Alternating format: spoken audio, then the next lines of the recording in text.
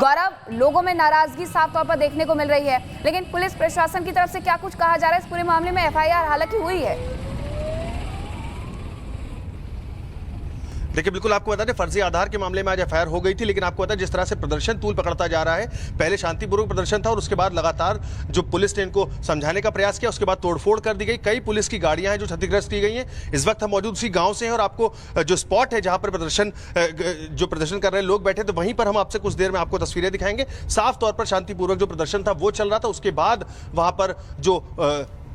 पथराव है उसकी तस्वीरें आई। कहीं ना कहीं पुलिस की कई गाड़ियां हैं जो कि वहां पर तोड़ दी गई और ये देखिए स्पॉट है जहां पर प्रदर्शन चल रहा था। मैं अपने विजय से कहूंगा आपको विजुअली दिखाए कि देखिए ये वो स्पॉट है जहां पर जो प्रदर्शन है वो चल रहा था और देखिए यहां पर जो पत्थर है वो पड़े हुए दिख रहे हैं, चूंकि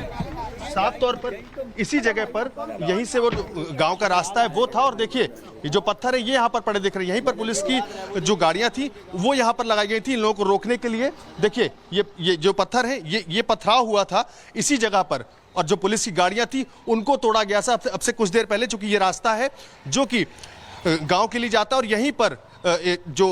लोग हैं प्रदर्शन करने के लिए आए तो उसके बाद गांव के अंदर जाने का जो प्रयास है वो कर रहे थे, जिनको माहौल ना खराब हो इस वजह से पुलिस ने रोकने का प्रयास किया। इटावा पुलिस ने उनको यहीं पर रोका था और उसके बाद वो लोग उग्र हो गए और उसके बाद देखिए कैसे जो गाड़ियों के टूटे हुए पार्ट्स है वो यहाँ पर पड़े हुए हैं, पत्थर बिखरे हुए हैं। ये सड़क वही है जो कि गाँव को कनेक्ट करती है, दादरपुर गाँव को, और इसी सड़क पर जो प्रदर्शनकारी थे उन्होंने यहाँ पर पथराव किया, पुलिस की गाड़ियाँ तोड़ी और उसके बाद से गाँव में भारी पुलिस जो है उसको तैनात कर दिया गया। देखिए हर तरफ डंडे और ईंटें ये पड़े हुए देखने को मिल रहे हैं। ये वो रास्ता है जो कि दादरपुर गांव की तरफ जा रहा था और वहीं पर जो पथराव है वो प्रदर्शनकारियों द्वारा किया गया था। ये तस्वीरें आपको दिखा रहे हैं, देखिए टूटे हुए जो पत्थर है वो यहाँ पर पड़े हुए, यहीं पर प्रदर्शन हो रहा था और उसके बाद जो प्रदर्शनकारी थे वो उग्र हो गए और उन्होंने पुलिस के ऊपर पथराव शुरू कर दिया, पुलिस की गाड़ियां तोड़ दी और कई पुलिसकर्मी भी इसमें घायल होने की बात सामने आई। उसके बाद से गांव में भारी पुलिस बल को तैनात कर दिया गया है और उसके बाद सूचना यह भी आ रही है कि जो पास का थाना है उसको भी घेरने का इन लोगों ने प्रयास किया है। बैक टू यू गौरव, जिन लोगों ने प्रदर्शन किया, जिन लोगों ने पुलिस की गाड़ी में तोड़फोड़ की, जिन लोगों ने ये पत्थरबाजी की है, क्या उनमें से किसी की पहचान हो पाई है? किसी को हिरासत में लिया गया हो, पुलिस उनसे पता लगा सके कि और कितने लोग थे, क्या मंशा थी इनकी, कुछ पता चल पाया इस बारे में? देखिए बिल्कुल एसओजी की टीम्स को लगातार लगा दिया गया क्योंकि कई वीडियो फुटेज जो इस तरह के आए जिसमें प्रदर्शनकारी साफ तौर पर दिख रहे हैं जो प्रदर्शन कर रहे हैं और तोड़फोड़ कर रहे हैं, जिसके बाद उनकी जो पहचान है वो की जा रही। कई टीमें इनके गिरफ्तारी के लिए लगा दी गई चूंकि एक शांतिपूर्वक प्रदर्शन की बात थी और उसके बाद इस तरह से उग्र होना और गांव में जबरन घुसने का प्रयास करना, उसके बाद ही जो पुलिस ने इनको रोका है उसके बाद उन्होंने पथराव किया है जिसके चलते जो माहौल है वो बिगड़ा है। लेकिन आपको बता दें पुलिस ने साफ तौर पर बोला है इस पूरे मामले में जो भी लोग प्रदर्शनकारी थे जिन्होंने उग्र होकर पथराव किया उन पर सख्त से सख्त जो कार्रवाई है वो की जाएगी।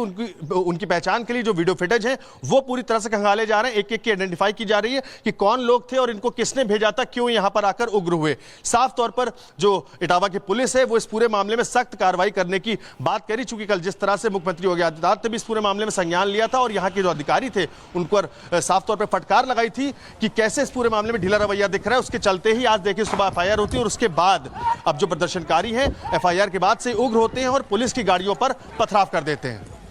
लेकिन एक बात और कि आखिरकार जो ये प्रदर्शनकारी थे जिनको आप बता रहे हैं कि शांतिपूर्ण प्रदर्शन चल रहा था, लेकिन ये प्रदर्शन अचानक से हंगामे में तब्दील हो जाता है, पुलिस वालों पर भी पत्थरबाजी की जाती है, उन्हें चोटें आती हैं। प्रदर्शनकारी चाहते क्या थे और क्या प्रदर्शन करने के लिए पहले से कोई इजाजत ली गई थी?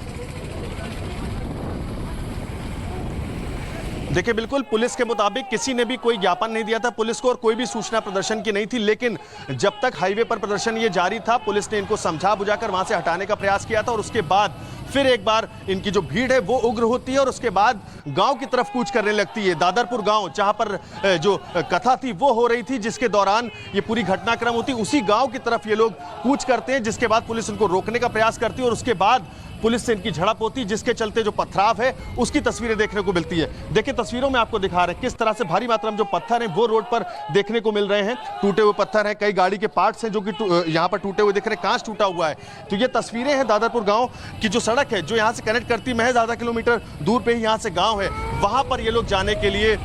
आमादा थे जिसको पुलिस रोकने का प्रयास कर रही थी, जिसके चलते ये पूरा जो प्रदर्शन है वो उग्र हो गया और उसके बाद कहीं ना कहीं जो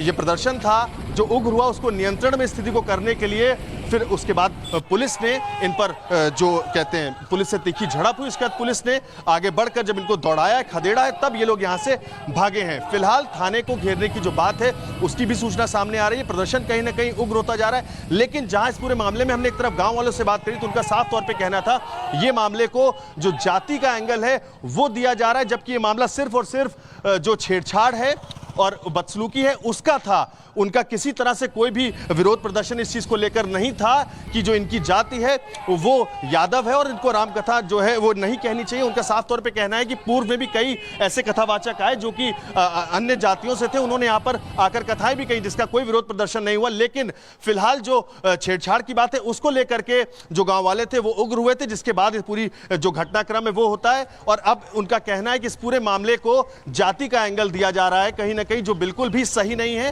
क्योंकि उनका कहना है कि जाति को लेकर कहीं भी किसी तरह का विरोध प्रदर्शन जो कथावाचक थे उनको लेकर के गांव वालों द्वारा नहीं किया गया है। गौरव, एक ये कार्रवाई नाराजगी ठीक भी है लोगों की पुलिस प्रशासन के खिलाफ, और जिस तरह से मुख्यमंत्री ने भी सख्ती दिखाई है कि पुलिस वालों को इस बात की जानकारी तक नहीं लगती है कि एक व्यक्ति अपनी पहचान छिपाकर पूरे पंडाल के साथ, पूरे मजमे के साथ लोगों को इकट्ठे करके कथा करने के लिए पूरी तैयारी कर लेता है और पुलिस को पता तक नहीं चलता कि ये शख्स कौन है। परमिशन ली गई होगी, अपनी जानकारी साझा की गई होगी, पुलिस सच्चाई पता नहीं लगाई, इस वजह से लोगों की नाराजगी और बढ़ रही है। देखिए, बिल्कुल कहीं ना कहीं एक बड़ा सवालिया निशान पुलिस पर खड़ा होता है कि किस तरह से जो 2 आधार कार्ड लेकर के जो कथावाचक था वो लगातार इससे पहले भी पूर्व में कई जगहों पर जा चुका होगा। जिस तरह से उसने अपनी जाति को छुपाकर अग्निहोत्री बताया और उसके बाद यहाँ पर जो कथा कहने के लिए यहाँ पर आता है, और उसके बाद जब उसके दुर्व्यवहार के चलते यहाँ पर उनसे जो कहते हैं लोगों से झड़प होती है, उसके बाद उसके झोले से कहीं ना कहीं 2 आधार कार्ड जब निकलते हैं तब इस बात का खुलासा होता है कि वो अपने को अग्निहोत्री बता रहा है, लेकिन असल में उसका एक आधार कार्ड और है जो कि उसमें यादव लिखा हुआ है। कहीं ना कहीं बड़ा सवाल खड़ा होता है किस तरह से वो घूम घूम के आसपास के जो जिले हैं उनमें भी कथा कर रहा होगा और अपनी आइडेंटिटी को छुपा रहा था। पुलिस को जब इस चीज की सूचना थी कि यहाँ पर कथा हो रही है, इसकी परमिशन बाकायदे ली गई थी, तो कहीं ना कहीं पुलिस की ये एक तरह से नाकामी है कि उन्होंने कैसे पता नहीं किया कि कौन कथा यहाँ पर वाचने के लिए आ रहा है और उसका क्या नाम है, वो कहाँ से है। इस तरह की कोई भी इंफॉर्मेशन जो कलेक्ट नहीं करी गई, जिसके बाद जब ये मामला तूल पकड़ता दिखा तो आज साफ तौर पर जो पुलिस है, कल मुख्यमंत्री योगी आदित्यनाथ ने जिस तरह से